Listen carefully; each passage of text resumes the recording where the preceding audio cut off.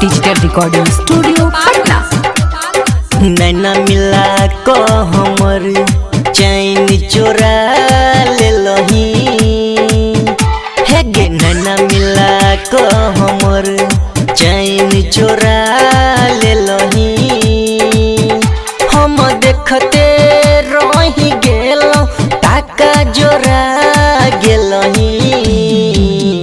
तू नैना मिला को हमर चैन चोरा ले लही। तू नैना मिला को हमर चैन चोरा ले लही।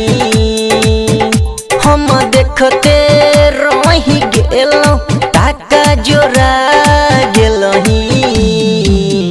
तू नैना मिला को हमर चैन चोरा ले लही।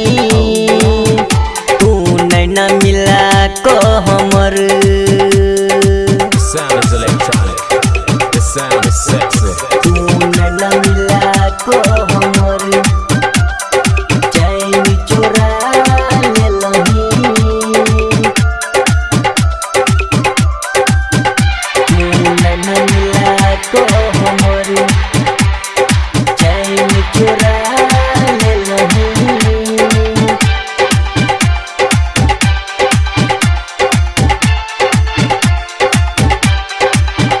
बड़ी सुनर तू हे गेला गई छे।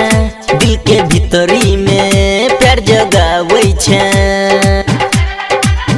प्यार जगावै छे।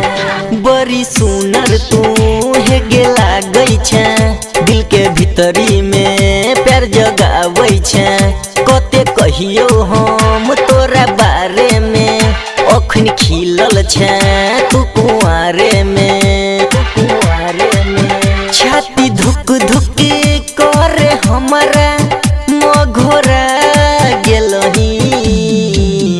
तू नैना मिला को हमर चैन चोरा ले लही।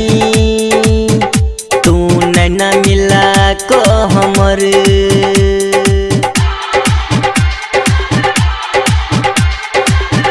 तू नैना मिला को हमर चैन चोरा ले लही।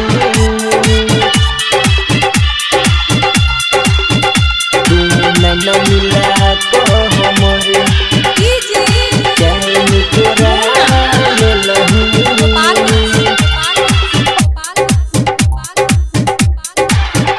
पूरा टोले में तोरे चर्चा छो।